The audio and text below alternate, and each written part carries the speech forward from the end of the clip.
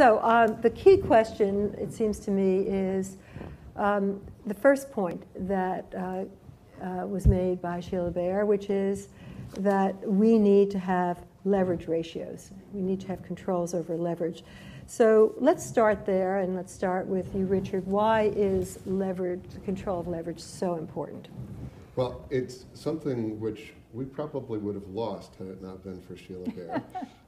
It's something the Shadow Financial Regulatory Committee has long advocated, mainly because we were very skeptical about the ability of banks to manipulate the risk weights and to basically game the system. And it was really an article of faith in the entire international banking world that the way to go was to adopt modern techniques and basically let banks determine their own risk weights. I can't tell you how complete the intellectual capture was. The Fed was actually making arguments, and I heard this happen directly with some of the largest banks saying, look, if you support us in adopting Basel II, we will make sure that the leverage ratio is eliminated. And not only that, but Basel II was constructed to give them lower regulatory capital requirements as a reward for buying into the system. Now, why they had to be rewarded to do this is beyond me, but that was the thinking at the time.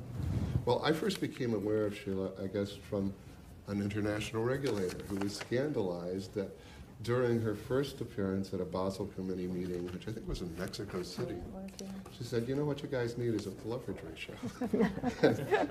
It was like somebody left out a bomb in the room. Yes, for sure. I think it not only fell flat, it met with a lot of open hostility.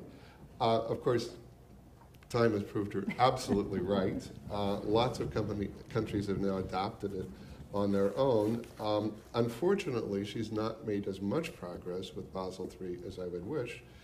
It's on tap. It's something they are going to track with the intention of putting it into Pillar 1, but the Europeans are doing everything they can to hold it up. Nonetheless, in the U.S., I think there's no going back. We've got it, and we're going to keep it. The Fed had to back down, and they partly had to back down because she simply refused to adopt Basel II unless they did. So the crisis would have been much worse here, and I think everybody should understand this because it's not well known, if she had given up that fight earlier on, because our banks would have been much less well capitalized and we would have had a much more serious crunch than we did. I'd like to talk a bit more about the resolution process because that's something really the FDIC pioneered. They were handicapped in being able to use it during the crisis because they were dealing with institutions that were much more than depository institutions. So they couldn't really intervene with, say, a Citibank, as they probably should have, because a lot of Citibank's assets were held by a holding company that they could not, in fact, control. So one of the better things that comes out of Dodd-Frank, I think, is to give them the power to resolve an entire complex financial institution. And along with this has come the obligation for the financial institution to file what is commonly known as a living will, or if you're more sardonic, a funeral plan, where the institution itself is supposed to tell how it could be resolved in a timely manner. And actually, some of that is supposed to be made public. And if you read the public parts, it's hugely disappointing. You can read one and read them all. It's boilerplate. It's absolute pablum. But it shows, I think, a tendency to rely less and less on market discipline and more on heightened supervision, which we know doesn't work. The problem, I would say, with the current plans, and I think the FDIC has been very clever with the single point of entry in dealing with these cross-border issues. It's certainly not perfect, but it really does cut through a lot of enormously problematic issues. But I think that the plans need to be a lot more specific about how exactly resolution would work for each of these institutions. Because if you expect creditors to exercise discipline, they've got to know what's going to happen if the worst happens. They also have to have a very clear sense of what the priority of claims would be. At the moment, the FDIC seems to think that the holding company will bear the whole brunt. Well, that's fine if the loss is no larger than the claims on the holding company.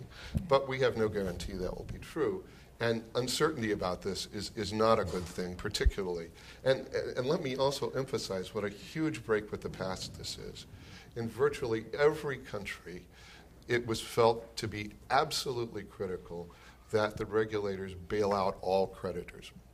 It didn't matter if you were subordinated or not. It was thought you had to bail out. In fact, Secretary Geithner has said that the worst mistake made during our crisis, and this I find almost comical, is that the FDIC insisted on imposing some losses on creditors in WAMU, and he felt it was just breaking faith with the whole community. But that shows what a shift in regulatory attitude is necessary to make it all happen. The other problem I see is uncertainty about the point of regulatory intervention, because if you're going to price one of these claims, you need to know not only where you stand in the pecking order, but at what point the regulators are going to intervene and start the resolution process. And it's still very squishy. It's better here than in other countries, but if you look at best practices by the Financial Stability Board, you have some very troublesome language. It's if an institution appears to be no longer viable and have very little chance of regaining viability. Well, what does that mean? You could drive a multi-billion-dollar loss through that clause with a lot of lawyers behind you. And I think it's important that that be very clearly above the insolvency point. It's absolutely critical that everybody understand that one of these too big to fail institutions is not going to be allowed to go to the brink, because that's critical to the credibility of the entire exercise. If you let an institution like Citibank or Bank of America, both of whom are there, be at the very brink of insolvency, we can't really expect regulators to do what they say they are. It's nice, they have good intentions, but think of what you do if you see yourself on the precipice of disaster and you have some way to sort of buy time for at least the next 3 months. The long term doesn't seem to matter as much. And so for this whole thing to work, there has to be a clear intervention point that's not discretionary, that's easy for the market to evaluate. I think the complexity point she raised is absolutely critical. Many of these institutions are frankly too complex to manage, and that makes them in a way too complex to fail. And given the evidence she cited about the market's skeptical view of their value, and it is true almost all of them are trading substantially under book value, one wonders why there isn't more pressure to break them up. And if you talk to bankers, they will say, well, they are downsizing some, and you can see a little of that in the statistics. And the living will exercise is supposed to make them be more thoughtful about their structures and try to identify core businesses and those that aren't. But in fact, it's not happening in the way it should. And this is not a new problem. We've seen it in the corporate finance world for years and years. In the corporate finance world, we had this phenomena of mega conglomerates that did a little of everything. The names are almost forgotten because we went through the wave and got out of it. But it took them a long time to downsize. And they really didn't do it until they had huge pressure from the market, often from the market for corporate control. These were sometimes called raiders. I think they prefer the term shareholder activists, which is slightly different. But they were able to make a plausible plan to the shareholders that, look, we can make money for you by taking this institution apart and making it a simpler, more focused institution. Now, you have to ask, why doesn't that work as well in the banking world? And I think one of the reasons is that there are a lot of regulatory inhibitions on doing a contested takeover. I think I can recall exactly one that's happened in the U.S. of any size. And that's because you have all sorts of regulatory permissions. You actually have restrictions on index funds, which may well be the best hope, because other investors tend to play the Wall Street rule, which is if you don't like an institution, you sell it. But an index fund has to hold it. And so their only hope of improving returns is to improve corporate governance and make it better. But we don't let those guys take an active role, and I think that's a real mistake. In addition, the regulators could be much more active than they are in trying to act on complexity. In fact, you could even imagine a new regulatory tool that's aimed at complexity. You could have a tax on each subsidiary to give regulations a clear motive for trying to reduce their structure. Finally, I'd like to end with the derivatives point, which Sheila made very eloquently. And I have to confess that even I didn't know about this latest bill in the House of Representatives, and I do try to follow this stuff, but I think it's simply a signal of how incredibly complicated politically it is to deal with this issue. It is so technical that I don't think any member of Congress understands it.